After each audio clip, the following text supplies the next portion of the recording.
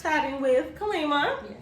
And Kalima is someone who has worked as a divorce attorney. And so, one thing I feel like is really important is for us to have conversations with people who are familiar with the divorce arena around what realistic divorces look like nowadays, because there is a lot of conversation, of course, on social media from men who are like, these women take everything. They're gold diggers. There's no purpose in getting married. They're just going to take from you.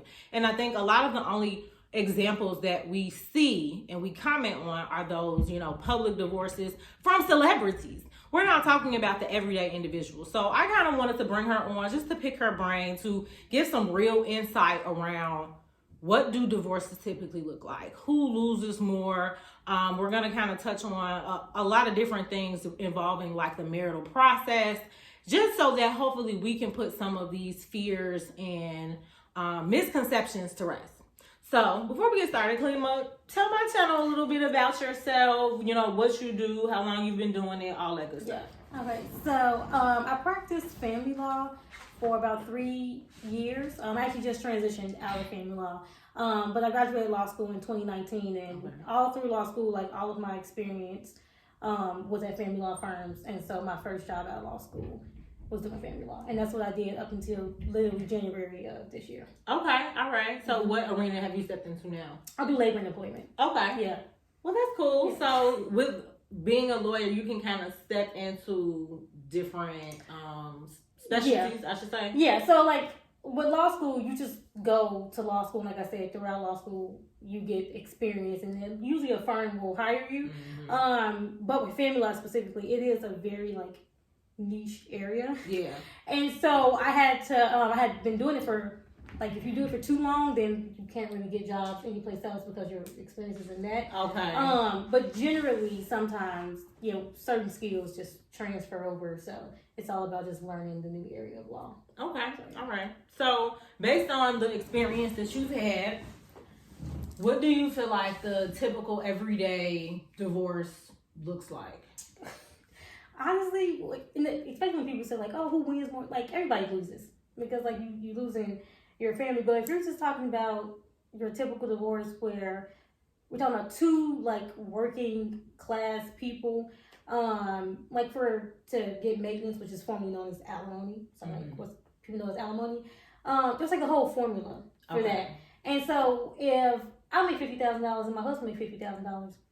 I'm not getting any maintenance from him usually. Like it just don't work like that. He would have to make a lot more. Yeah, like a lot more than me for that. And then a lot of people don't own real estate, but if you own like a house together, then the house gets. You either have somebody has to buy the other person out. Okay. So if it's a mortgage and you still have, like the loan left, and if somebody wants to stay in the house, then you have to buy out the other person. So for men who think like, oh, she gets to take the house, she do that, she don't get to take the house. If she want to keeping it, like stay in that house, she has to buy you out. You're gonna get money for that, or the court's gonna make you sell it. And then you split the proceeds. You split the proceeds. And the only time if somebody gets more of something, it's because it was offset somewhere else. So, for example, say they have $30,000 in credit card debt, and the husband says, "You know what?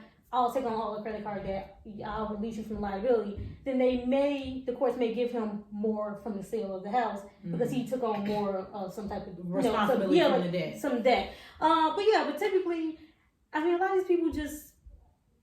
I don't want to say you lose everything, but imagine you buy a house together and you either have to come up with some money, take out another loan to buy out your now soon to be ex-spouse, or you have to sell the house. And you come away with the money, but you don't have the house anymore. Yeah. And if you and your husband make the same amount of money, you're probably not going to get, like the alimony and child support, which I think is so big. Like men think, oh, men just get so much in child support. And like you said, with the celebrity couples. A lot of those celebrity couples also live in states like California that have very different laws than states like Illinois. Like, so Illinois is an income share model, which means it's going to look at mom and dad's income, and it also looks at how how many overnights each person has Okay. with the kids. So when dads particularly like want to say like, oh well, I spend all this money in child support and blah blah blah. Well, how often do you get your kid? How often do you get your kid? And it's not like, oh, I go pick my son up every day after school and we spend some time together. No, That's how often? That's not an overnight. Like you don't have to necessarily utilize like your hot water, your electricity, and your heat or whatever to comfort your kid or your food. So typically it's usually people just walk. A lot of people walk away with what they came in with because then you might not have property together. A lot of people, if y'all both got cars, nobody's fighting over the cars. Right. You just kind of walk away with it, and then every so often somebody does get alimony, but that's because either like one spouse made more money than the other, and then it's always the child support. And yes, usually mom is the one who gets child support because mom is usually one the primary caretaker. The primary caretaker. But I've had a lot of cases where dads were going to be the primary caretaker, and he was going to get child support or or whatever it may be. Or ones where I never had one where dad was the stay-at-home like spouse, so he got like a significant amount of alimony. But sometimes like the husband gets alimony too. Like, right. It's just it's not talked about as much. Yeah. And I think that brings up a really good point as far as there are other conversations on social media around, men don't care if you got a degree. They don't care about your job. They don't care, that's not what they're looking for in a spouse. And so while that is all good and dandy, right? There is this narrative around the Black independent woman. All she care about is her career, and that's not going to keep you warm at night, all this other stuff. But then when we see these men who make great money have a woman who comes in with less, making less or having less in general, and then let's say something doesn't work out, now you're upset that he has to allocate his money towards that spouse. Whereas if he came in with someone who was his financial equal, he would not lose as much, or at least closer to his financial equal. There is a major difference between somebody who makes $150,000 a year and someone who makes $30,000 to $40,000 a year. You know what I mean? So I think as much as men say they look for these certain characteristics, you also have to understand that, yes, if you want someone who's going to be a stay-at-home mom and things don't work out, regardless to who decided it didn't want to work out, you're going to have to pay to help that person, solidify the life that they had when they were with you. And that doesn't mean, because they're like, she can go get a job. Why she, she can. However, when you get married, that is a contract, and so that means if we walk away, and I want to go ahead and touch on this. So these conversations, men love to drop the whole, damn, I lost my train of thought that fast. That's okay. I'm going to come back. It's going to come back to me because that was important. Hold on. Let me see if it's in here. Okay. That's all right. It'll come back to me. I know what it was. Men say, nowadays 50% of divorces are initiated by women. Okay. Do you feel like what you've seen in your experience, women are typically the initiators? I would say a lot of the times, women are the ones who initiate it, but it doesn't really matter who initiated. The court's not going to favor anybody for any reason, but I've had a lot of men who come in and initiate the divorce as well. A lot of times it is women, but that's because the men don't want to talk about why they wife wants to leave them. So that leads me into my saga of I believe that number one, women are typically more so self-starters. They take initiative most of the time. So if they are not happy or they've come to the decision that I don't want to do this anymore, she's not going to wait on you to do it. Or let's say the man is out there cheating, gallivanting, doing whatever he want to do, and instead of just leaving, which most men don't do because they see some sort of benefit to the woman that they've married, they rather just stay and let things kind of be how they are. But a woman is like, no, I want to be freed from these shackles of you. And so I'm going to initiate the divorce. I think typically divorces don't happen overnight, or at least asking for them never happens overnight. So I believe that women may be more so initiators of divorce, because if I have sat and I've talked to you numerous times, I've tried to propose counseling, I've tried to propose all of these different things, and that falls on deaf ears, why would I stay? Yeah. Men, I think, typically will be more likely to stay because they feel that they have more to lose. No, yeah, that's true. And a lot of times, men who do initiate divorce be the ones who already got girlfriends. Cause you know they be having a backup. Like usually, you done already solidified who you going to next. Again, a transfer of care, if you will. And so now you feel comfortable being like, yeah. And sometimes I don't even think it's the man. I think it's the girlfriend that's like, you need to get a divorce. I'm not doing this anymore unless you divorce your wife, or else they will stay and they will ride it out because they get the best of both worlds. Yeah. So I think that the whole women are initiating 50% of that's getting thrown out there so much, but it's like, are y'all thinking about why that is? Yeah. Be better people. Yeah, I mean, just kind of going to like, I know your background, in like mental health, and I think going through a divorce is extremely traumatizing. It is. It's very emotional. You got people just all in your business, and even if women are initiating most of the divorce, it costs. Like, people have to pay me money to hire me, and divorces can go on a long time, especially if you have a spouse who wants to push back on stuff. Yeah. I feel like people think like, oh yeah, they initiate divorce, you just go in there, you get divorced, you get your money. No, you go in there and you can be fighting this for a year. Yeah. Like, and that's a lot of money when you paying somebody $300, $400 an hour. So now you just spent $15,000 in attorney's fees or whatever, and you may get half of the house, or you may get the certain amount of child support. Yeah. But you already spent your damn money on a lawyer, and it's extremely traumatizing, and especially if you have kids. Yeah. Because I feel like a lot of people do want to like stick it out or work it out because they have kids, and it just gets to the point where you just don't want to do it. Yeah. Yeah. No. So I don't think it's like, oh yeah, because I'm gonna get him for all his money. And they don't even have any money to get. And we're talking about everyday couples. Yeah. So, like, that even goes back to this trope of, like, gold digging. Like, we know the numbers. There is a very small percentage of Black people, because let's just keep it in our community, that are making over $100,000.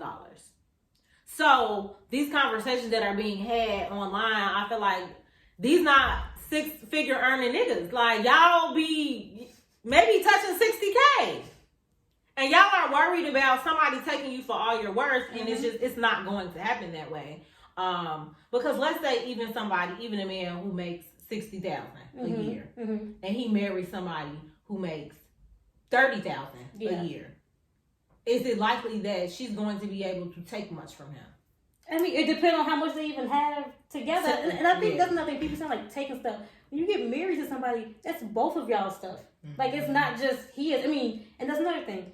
If he owns a house, and that was his house before y'all got married, that's his house. He's leaving with it. Like, I'll keep it real. Like, there are certain things, like, if she moved into the house, and if she do have a job, and let's say she, contributes to the mortgage, if she even wants to do that, you can get some of your money back for contribution to stuff. But you have to prove that. You can't just go in there and say, like, well, I moved to his house, and, I made this house a home, and the court's going to be like, yeah, give her some money. It's like, no, you have to prove that. You have to, like, show, like, financial statements to say, like, oh yeah, so for a little bit, like, let's say if the husband lost a job, whatever, it's like, oh, okay, well, for a year I paid the mortgage by myself, and although this was his like separate property, here's all of these bank statements of me paying the mortgage in full, and so if she can get like some of that money back, but it's not going to be, but the court's not going to make him relinquish his home. like sell his house and give her half of it. Like, it just don't work like that. And I feel like a lot of people are always talking about what you can get, but just like there's assets, there are debts, and people have a lot of debt together. So, for example, if you married a woman and you rack up $50,000 in credit card debt, the courts are not going to be like, oh, well, you racked up that money, so she don't have to do it. It's going to be like, okay, well, that's half her debt too.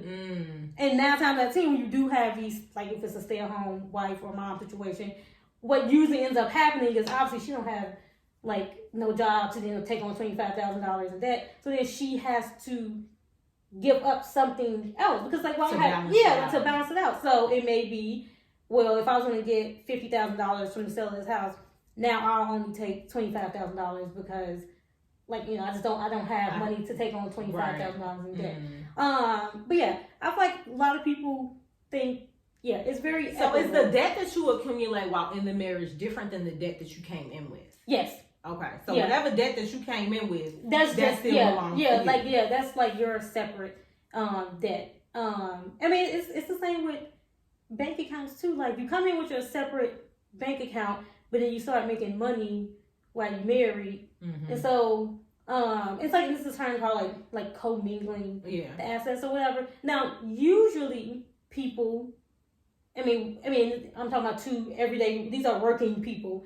Yeah, they'll just leave with whatever they have in their bank account because it's like, you know, it's whatever.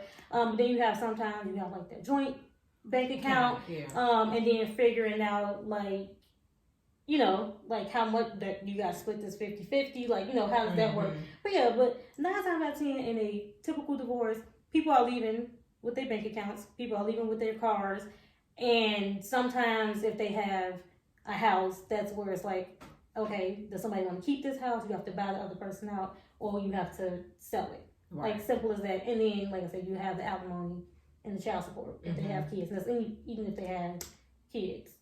So is there a number, I guess, that you all go by as far as who gets to qualify for alimony? Like what sort of wage gap does there have to be between the two? So it's a calculation. Okay. And I just input the numbers in the thing and it tells me.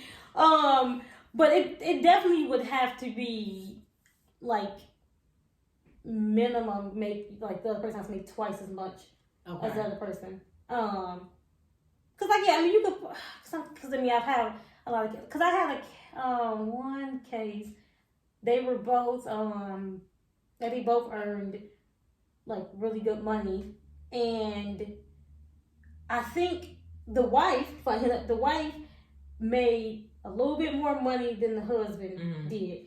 And when I did cause he was like, wow, I want it all, whatever. And I did the calculations for maintenance, and he would have got like $110 in maintenance. So it's stuff like that, like their income, like she made more than he did, and it wasn't like twice as much, but it may have been, maybe like $30,000 more than he did. Okay. But it was something like a $30,000 gap. It's like, you can get alimony, but you get 100. You get 100. Yeah, the only time when, again, that maintenance or the alimony amount is significant is usually when one spouse was earning a lot more, or when one spouse was the stay-at-home spouse. Right. I mean, that's just as simple as it is. Like most of the time, people who get the maintenance and the alimony are the people who would stay-at-home spouses. Right. Yeah. Okay. Well, I hope y'all are understanding this, because I just think, when we compare ourselves to people who are millionaires, it's not going to do the same math as your Uncle JoJo who's going through a divorce and think that he's gonna lose all his stuff. Like, it just doesn't work that way. So would you say that it is recommended for both individuals to do prenups before marriage? Yeah, I don't think that that's a bad idea, and you can always like adjust them. And like just like a marriage, a prenup is a contract. So there are some things that you may put in the contract, and then when it comes time to get divorced, the judge might be like, that wasn't right. So but yeah, no, I would definitely suggest a prenup. But I also think, again, when people when the men are like, well, I'm gonna get the prenup because they'll go dinner, you earn $65,000 a year. Like what? Prenups are usually for people who, if you want to get one, you can get one. But typically, prenup is to protect like assets that you might inherit. Right. Like a family business, or now I will say inheritance those are considered separate property. So even if you did get an inheritance, your spouse is not entitled to it. But more so like inheriting like houses or businesses or things like that. But yeah, that's usually people who have a lot. Now, does that vary state by state? Like, let's say I'm married and my grandmother passed away and I inherit her condo. Does my spouse now have rights to that? Not usually, because the inheritance is usually considered separate property. But then it comes to stuff with commingling, because after when you're married and it's good in the marriage, you don't think about like, this is my condo that my grandma gave me. So you and your wife might start renting it out. Right. And so now the rental, like the money that you got to rent, you're using this for the benefit of your marriage. So like that's when like things start to cross over. But like I said, the courts are very particular about like showing, whether or not somebody should be entitled to something. It's not just like, okay, yeah, well, y'all was married, so it is what it is. Right. Yeah, it don't work like that. And usually the condo itself would still just be that person's separate property. But but prenups, those are just, like I said, those are usually for people who came into the marriage with a lot of stuff. Yeah, and they want to make sure that it's kept separate. Okay. Okay. But, now, what about, because we, I think, what show is that? Like Real Housewives of Potomac and stuff like that. There's conversation around, infidelity clauses that go into prenups. Is that something that you think is becoming more popular or more sought after when it comes to prenups? Yeah, not really, because that is something that varies state by state. And if I'm not, because I never did a prenup with an infidelity clause, but I don't even think Illinois would recognize that. But I'm not 100% sure on that because I never came across that. It's the same way, because I had found out that I think it was in Georgia. I was on TikTok and there was another family law attorney, and they actually have some law in Georgia. It's with the prenup, not the prenup, with alimony. It's say you aren't entitled to alimony. I don't know what the reason was, but then you get your soon-to-be ex-husband to sleep with you again. Okay. You can revive your claim for alimony. Yeah, it's something was that don't exist in Illinois. That's nice. Yeah, you either get the alimony. You don't really want to leave me. Yeah. So I should get something for. Yeah, it was something. I don't even remember. I don't know why the woman wasn't entitled to alimony, but I remember the lawyer explaining her client sleeping with her soon-to-be ex-husband. I don't know if it was the soon-to-be ex-husband or the ex-husband, but either way, she revived her alimony claim. And Illinois doesn't have anything like that, whereas you are not entitled to alimony, but if you do something sleep with your ex-husband or your husband, then you can get the alimony again. I'm pretty sure it was just her ex-husband. Okay. So Illinois doesn't recognize infidelity clauses? Well, I only say that because Illinois is a no-fault divorce state, which means you don't have to give a reason why you want to get a divorce. Okay. So Illinois is no fault for everything. They fire you. They don't have to give a reason. It's divorces. Illinois, they look too nonchalant. Yeah, so that's the thing. So it's you don't get more of something if somebody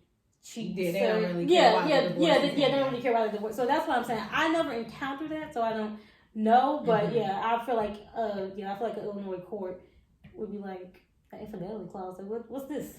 Okay, so that's something to think about, because I think, people hear it and they're like, oh yeah, when I get married, that's what I'm gonna do. Because if you cheat on me and you cause the divorce to end, then I should be able to get more, which, I understand, but some of it, I think that's a crossing the line of what's business and what is emotional. Yeah. And of course, divorces are both. And that's why they can get a little crazy. But again, when we're talking about the logistics of it, the purpose of the court is to look at things from a neutral standpoint, and what is going to make the most sense as far as allowing both people to hopefully walk away and still have some sense of the life that they had without being married. Yeah, and I think people forget marriage is a contract. Marriage is literally a contract. Yes, you love your spouse and all that good stuff, but at the end of the day, it's a contract. And just if you have a work contract, you do something you're not supposed to do, or they do something they're not supposed to do, somebody gonna have to pay something. So, and I feel like people just at the end of the day, like, that's exactly what it is. But yeah, like we said, when you're talking about these everyday people, if I'm being quite honest, I feel like the everyday people, like the people with like the everyday jobs, fight tooth and nail than the people who like have the money to. I believe that. I mean, and that's just based on like how I think people view and value like their money, or like how long you were married. Like, I can't remember. I think it might have been DJ Mustard. His situation was in the news a while ago where him and his wife were. I know that they were together a total of 10 years. I don't remember if they've been married for 10 years. But they obviously were married now, going through a divorce. And she was asking for a significant amount of money. And I think they have like 4 kids together. And people were like, oh, she's dirty. She's raggedy for asking for that much money. And it's like, a part of the context of that situation is that lady helped build him up. That lady was a stay-at-home mom for those 10 years or however long it was before those kids came into the picture. And it's like, y'all really think she should walk away with nothing? Yeah. And I'm glad you brought up, like, about how long you were married, like somebody being married. Because I feel like then people think, like, oh, she's going to take all my money. Well, first of all, your maintenance is also calculated on how long you were married. So if you're like married to somebody for 5 years, you're not going to have to pay her money forever. You're going to have to pay her money for maybe 2 years, I think, or whatever it is. So it's like, yeah. And don't you think, on top of that, if your ex happens to get, like, she didn't have to get remarried. If you find out that she now has, like, a new man and they live together, then you can go to the court and say, like, oh, well, she lived with somebody else. So I don't want to pay her maintenance anymore. Or on top of that, like, I feel like people don't think about, like, what happens after you get a divorce, because it's like, okay, say you have to pay her X amount for whatever reason, and then y'all get divorced, and then a year later, she goes and she finds a job where she makes a lot more money. And then you go back into court and you say, oh, hey, now she making it sounds like it kind of works like child support. When people's circumstances change, you can go back and you can amend and make adjustments based on those changes. Yeah. Exactly. Same with him. Like, if you start making less money. Yeah, but I feel like what a lot of men don't do and they want to complain about is they don't go ask for the shit. They don't. They want to complain about, oh, I can't see my kids. Did you go? If your baby mama is really keeping your kid away from you, what you say it is, then do something about it, because you have rights as a father, or whatever it may be. If you think like, oh, well, I can't afford to take this, well, go ask the court if you can pay less money, or something. Like, y'all don't ask, y'all just sit there and y'all don't complain like, well, this bitch took all my money. Right. And I think it's unfortunate that, they lean into this idea that men are rarely given custody, or that men are rarely put in the position where they can take custody. But I know that it's probably not an easy process, especially again, like, by state. Like, I do think that maybe some states are more likely to be lenient towards the mom versus the dad, or whatever the case may be, or you have to pay more over time because you're working so hard. Like, I've heard those stories, and I don't invalidate them. Yeah, for sure. I think that you have to do what is within your power, though. So to say that, like, oh, I'm being kept away from my kids, can you really say that if you haven't taken the necessary steps to make sure that you have that access? And that's just kind of one of those double standards. Just like when a woman gets pregnant, a man has the space to leave. Like, once you are involved in that child's life, unfortunately, if you want to take back custody, you got to do a little bit more work. Yeah. So I think that is why it's important. I personally think if you can wait a little while after you get married to see how things go before bringing kids in the picture, because I would imagine that the process is a little bit smoother with a divorce without when there's no kids. Yeah, it is, and it's a lot less money involved. How does it work with dogs? Like, if y'all share a dog, who gets the dog? People will fight about that. I have honestly done divorces. I mean, they weren't fighting about the pet, but I did have to put something in their marital settlement agreement about who got the dog. I never had to do one where somebody fought, over the dog, but I think it's very similar to kids when you come up with a schedule. Yeah, we could share custody of sure. the dog. No, I definitely have a friend. They weren't married, but they was together. When they got the dog, Mhm. you know, and living together for a little bit. And when they broke up and he moved out of her house, you know, the dog stayed with her because she had the space. Yeah. But it's also like she was like, you're still financially obligated to this big ass dog, and I'm gonna need some help. Yeah. No, yeah. I think it would work just like kids. You have to just put it in there about the schedule and the money and stuff. Because when I did it, like I said, they didn't fight over their pet, but I did have to put in there that the person who kept the pet took on all of the responsibility for like all of you know, and the other person didn't have to pay a vet bill or buy the food or whatever. So yeah, it's very similar to kids.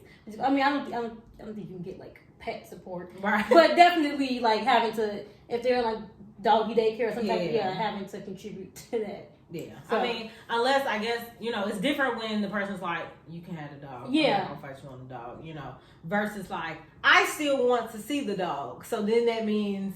Am I still having to financially contribute to say dog? Yeah. That's how they go. That's why you have to put it in there like, okay, well, I get to keep the dog and I'm not going to ask you for anything. Because, I mean, dogs are expensive. They are. They go to the vet and all that type of stuff. And it's an attachment, right? Yeah. Like, you get this dog, you look at it as like your baby, and your relationship don't work out. And you don't necessarily want to lose access to the dog, but sometimes you got to, I mean, better a dog than a kid, okay? Yeah. You could get another dog. The kids they ain't going nowhere. You're like, damn. So are you familiar with the situation with the soccer player that has been being talked about over the last 2 weeks? So there is a soccer player. He is from another country. I think the whole situation isn't based in the United States. But basically he married someone. The woman was older than him. I think, I'm not gonna say significantly, but I know she had at least 5 years on him, if not more. And they found out I think she initiated a divorce and found out that, you know, of course he makes a lot of money. His assets were all in his mother's name. Like his paycheck from playing soccer was going into his mother's account. Interesting. And so basically, you know, on all the threads, it's like, City Boys up, like she can't get nothing, you know, she can't take none of his money, like that's a chess move, like, and like how, like, and I guess it was, I don't know if it was an actual prenup in place that aligned that was the case, but it's basically like it's not, you know, it's his money, but it's not. Right. No, I mean, if they did have a prenup, then obviously the prenup is just going to control everything. But I'm almost, because I'm trying to think if I ever had a case where somebody tried to put something in somebody else's name. So all of his assets was in his mom. Was in his mama's name for the most part. Like I don't know if he had something to his name. It was very minimal, not even, you know, close to what his net worth really is. Right. Oh, that is interesting. I mean, I would. If I was representing the wife, definitely. And of course, like to fight that. He is. I want to say, either he was 19 when they got married, or he's currently 19. Yeah. And so people are saying like basically, he was a minor when he started making that money, which is why everything is under his mom. Okay, yeah. Well, yeah. I feel like I would hope they definitely have a prenup in place. But I feel like what would happen, or what I would argue if I was her attorney, is definitely, anything that was prior to the marriage, like that's his. But yeah, I would say like anything after, like you're trying to get over. That's what you're trying to do. So I would definitely argue, like, even though it was in his mom's name, because the thing is, for all of the assets to be in his mom's name, that means they would have to be that way before they got married. Right. Like the house. Right. And that's what I think was the case because he was so young when he started. Yeah, and that's what I'm saying. So, right off bat, that would be his separate property. Like, if he has a house and it was in his mom's name, then, like, anything he owned before he got married, it's just his anyway. But I feel like, if they got married and they bought a house, like, it don't really matter. I think that it sounds like maybe it's a situation where, you know, mom is giving him an allowance of his money. Gotcha. You know what I mean? So, essentially, I don't know. I was like, I feel like that's going to be very complicated and complex.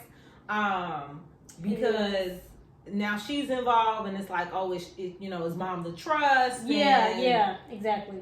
So yeah, that'd be very complicated. Excuse me, but I definitely feel like in Illinois they would be like, this is definitely, you did this on purpose. Yeah. And if they can say that, yeah, because he would still be financially responsible for his. I would think. I mean, especially like I said, the actual assets we're talking about, like cars and stuff. I mean, that was probably his anyway. But I don't think that would get him out of like having to pay alimony. Okay, because I think that's what people are thinking is that like he's not gonna have to pay her any alimony because that wouldn't. Don't matter who name on the bank account. Yeah, people are saying like, I can't see a judge looking at this very blatant attempt to hide marital assets. Yeah, let that go. Yeah, definitely.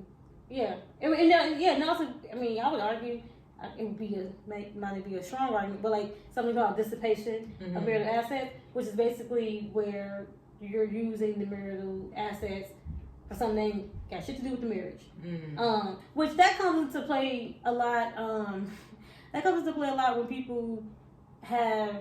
Like when people are cheating, so they've been spending money on their girlfriend, or just in general. Like if it just seems like the person, like if you're a gambler, using like y'all money to go and gamble. Yeah, exactly. So yeah, I mean, I would probably definitely make that argument, but yeah, I don't see how he would be able to get around paying alimony because he still has a job, and just because because at your job you can choose. What you wanted to do. Yeah. And so, but it's still his money and the check is made out to him. Yeah. Yeah, the checks are still made out to him.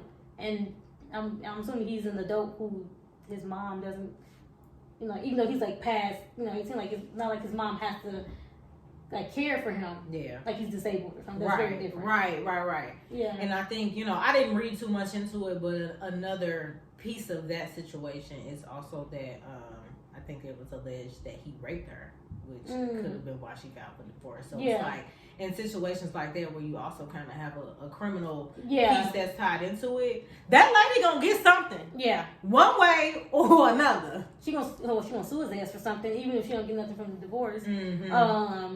But like you said, like every country and state is different. Because here in Illinois, like even though it's extremely fucked up, that he raped her, but the courts aren't going to be like.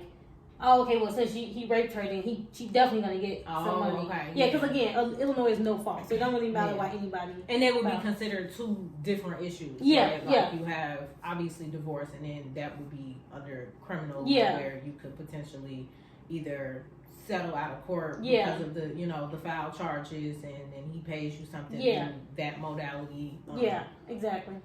Okay. Any interesting stories from your career that sticks out? I'm trying to think.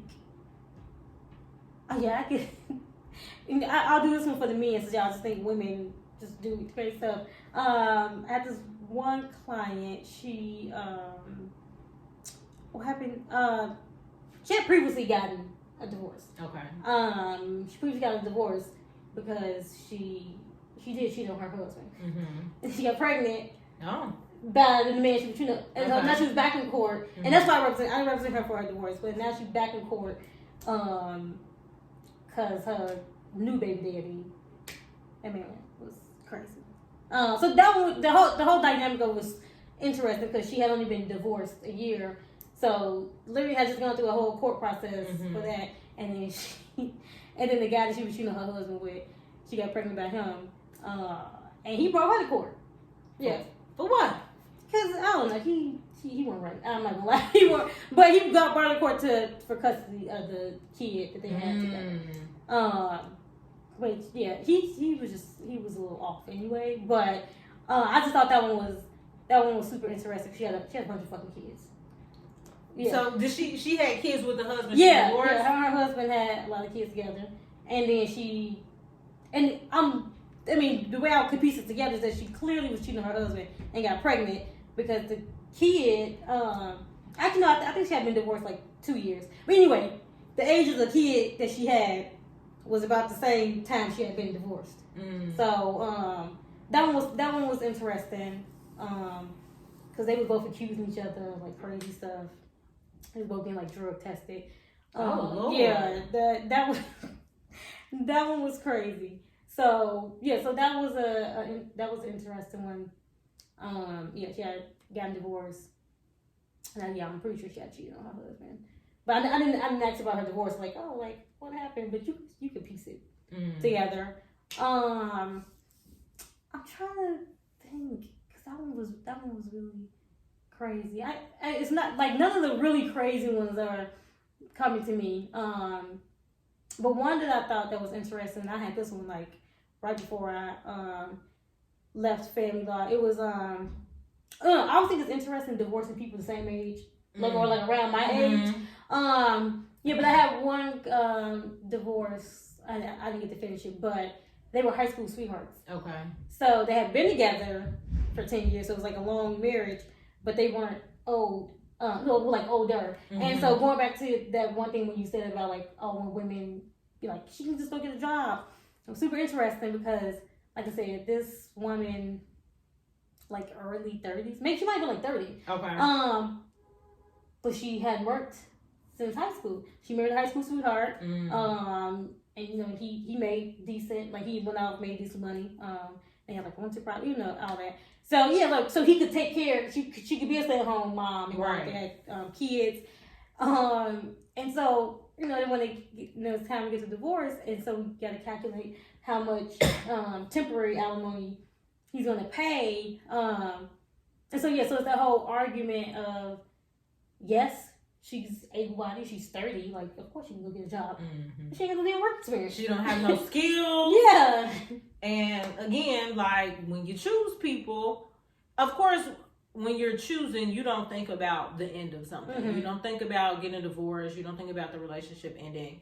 But I think that in today's climate where, especially for men, if you're so worried about divorce, you're going to have to think about, is your partner kind of coming to the table with certain assets and sometimes skills as far as like financially as well. I get it. You want somebody to be your piece, but like if your piece not making you no money and you get on her nerves too bad one day, she might leave you and then you actually will lose stuff. Yeah. The last thing I kind of want to touch on is how, I mean, obviously this wouldn't be a divorce issue, but what do you know about common law marriages, like people who've been together for an extended period of time, never went through the marital process? Does at any point, I guess, would it look more so like having to take somebody to court to sue them because like they feel like they're losing if the relationship ends? Like, how does that work? So usually with stuff like that, and I can't remember in Illinois, because I feel like Illinois doesn't recognize common law marriage anymore. But other states do. There's definitely states that recognize common law marriage. But usually with that, it would definitely have to be, like, we're talking people who've been together for years. So let's just say they do have a joint bank account. They do have, like, you know, that they bought property together. So it wouldn't necessarily, it might not follow the exact same rules as divorce, but it's kind of like you said, like taking somebody to court. I don't know, it'd be kind of like if you and your best friend bought a house together, like y'all both have interest in the house, but of course if y'all decide y'all want to be best friends anymore, it's not like y'all getting a divorce. So it would be more like a civil property thing to determine who owes somebody. Because I'm like, can you do a civil mediation where people come in and they just say, all right, these are the numbers, this is what you got, this is what you got. So it would definitely be like that. So I think it would be similar to a divorce, but they couldn't call it a divorce. It'd be more like a civil thing of like, well, you know, like, well, how do we divide this asset? Because we both have an interest in it, and we can prove that we both have an interest in it. And I don't think with I wouldn't know about other states, so I don't know what they would do about like alimony maintenance type of stuff. But yeah, so yeah, I feel like it would be similar to a divorce, especially in the states that recognize it. But I feel like in the states that don't recognize it, it would be more of a civil suit. And I think some states, and I don't know if Illinois has this, but you know, like the idea of palimony. So like, so that's like when two unmarried people Mm-hmm. like live together, and let's say one person was taking care of everything. So it's basically like alimony, but it's like for unmarried people, and it doesn't always have to be like people who were in a relationship together, but that's usually what it is. Yeah. Because, like why yeah, else would it be? like why else would it? Yeah. So it's like the idea of palimony, which just means like y'all were partners. Right. And I think that brings up, an interesting perspective, because people think that, if I don't get married and let the government recognize my union, Mm-hmm. then I'm kind of safe from all the other stuff. But it sounds like if you're still trying to get over on somebody, you may not be likely to do that anyway if they decide to still take you to, civil court. You got stuff like palimony, like, either way you cut it, slice it, whether you get married or not, if the shit goes down, there's still some legal action that can be taken, unless people just throw their hands up and they walk away with nothing. So Which most people, I don't think, ever want to do. Yeah. And also, I think, like, when you think about getting married, like I said, I feel like, because we're talking about the men, they think about, like, what they're going to bring to the table. But also, what happens if you do marry a woman who brings, I guess you say bring something to the table. Like, it's a marriage, so whatever she has, it's also, like, have yours. And on top of that, I don't know, it's kind of exactly, I feel like they want to have it both ways. They want to be the man, I want to be able to stay at home. And then, when the shit do go left, and now you mad because you got to pay her this money. But it's like, you want her to stay home. She could have went and got a damn job. If that's what she wanted. Or if that's what you felt was going to be more valuable. And I think that is what's unfortunate. It's like, some men will not value the work that a woman has done within their home and with their children, because now you in your feelings about maybe the fact that she don't want to be with you anymore. Mm-hmm. And now you're upset because you have to allocate resources towards that woman. But you wasn't complaining when she was taking care of your kids and taking care of your house. Yeah, no, that's usually how it is. They just want to complain, and I feel like a lot of people, it's very undervalued, like the work and it's usually stay-at-home moms. We all know. Right. I mean, sometimes it's stay-at-home dad, but very rarely. But yes, I think that work is so undervalued, because it's like me, example, like being a lawyer. If I get married, now I get married to this man who makes a bunch of money, where I don't have to work anymore, and he wants me to stay at home, and then we get a divorce. Well, I the fucking law degree. Right.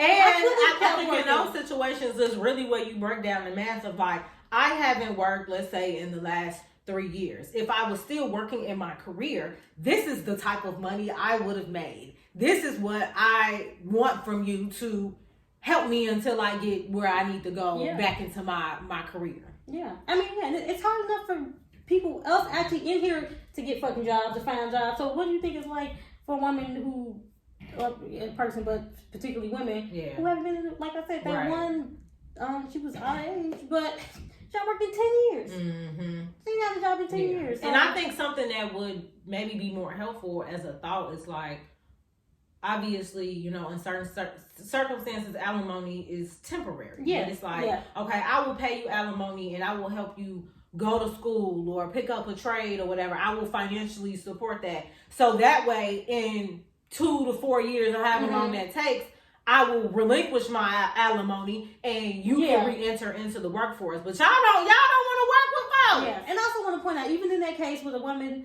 she hadn't had a job and it was going to be very hard to get a job, the judge still allocated income to her. Because it's like, well, you should be, well, not you should, but it's like, now that you are getting a divorce, your husband's not going to be taking care of you. So, so the court actually make up not fake numbers, but they make up an income for this person. So it can be calculated into that, because, now that they're getting a divorce, the courts are not like, okay, well, just because y'all getting a divorce, like, she could still reap the benefits. So then it becomes a thing where and this was for the temporary maintenance, because obviously he's not going to be in the house anymore, but he got to still pay, the bills there. But it's like, well, now you're getting a divorce, you should go out and get a job. So the court makes up numbers for that. So then now this man had to pay less in temporary alimony, because the court made it as like, if she did have an income, it wasn't much, because of course if she did go out there and get a job, she can make 15, 16, 17, whatever the minimum wage is. Yeah, so they made up a minimum wage income for her. And I understand how that can be tough as a man. Like, I have to move, and then I still have to pay the bills over there, and then I got to pay my own bills, and then, certain times maybe I have to still pay alimony or child support. Like, that could be a lot, but that, again, going back to why it is, I think, important to find someone who not necessarily a financial equal, but is a bit more self-sufficient when it comes to their finances. Or else you're going to have to pay. Sorry. Look, and women didn't invent the wage gap, okay? It's not our fault that sometimes y'all make more money. And as far as like your personal experience, when it comes to Black women, like, we're making more. I feel like we're out earning our counterparts in certain instances. Yeah. So I don't think that like the typical Black man, who is making a certain amount of money, let's say in the $50,000 to $70,000 range, or even $80,000 range, like, you may end up like with a woman who is making more than you. Yeah, and I feel so these not even your problem. Yeah, no, I feel like usually if I ever had Black couples that I were divorcing and they both worked, sometimes a woman made more money, and they both had really good jobs. Yeah. But sometimes they did, or I feel like either the woman made more money or she was a stay-at-home mom. That was very rarely in something between. in the middle. Yeah. Okay. Yeah, it was or it was either they made the same amount of money, she made more money, or she was a stay-at-home mom. But it very rarely was it like she made $40,000 and he made $140,000. Well, and that just speaks to the numbers statistically, as far as like the amount of Black men who are making that sort of money, the amount of Black people in general who are making that sort of money, who kind of run into these issues. So it's like, before you get so quick to say that like, oh, Kanye West shouldn't have to pay Kim Kardashian $500,000 a month for his 4 kids, like, that's another thing that like motherfuckers be on a lot of kids, like kids a lot of not... kids, and they're not cheap. Yeah, especially rich people kids. Okay, so let's just focus on our financial lane. Yeah, and I hope that this was helpful in providing some realistic perspective on the topic of divorce and marital assets, because essentially I love Black love. I want people to get married, I want people to get married for the right reasons, to the right people, and with the right intentions. Because what I think is sad about divorce is like, yes, you all have decided to no longer be together, but y'all really be treating that person like they a dog on the motherfucking street. Like, they haven't been with you or rode with you through all of this time. And like, why are we like that? The money come and go, and people recover.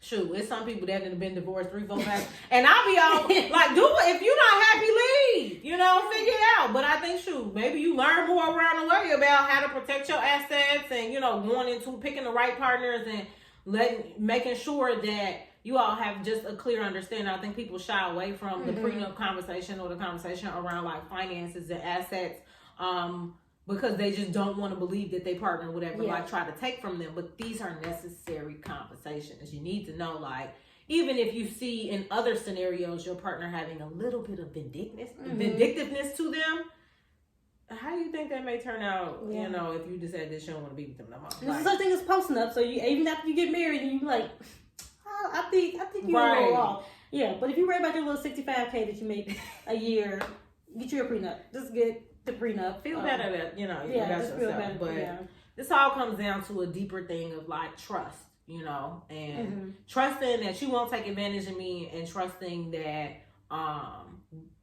in the event that things don't go the way that we wanted them to go, that there is still going to be a certain level of respect there. Well, all right, y'all. I hope y'all enjoyed. That is all for today. Y'all have a good rest of your evening.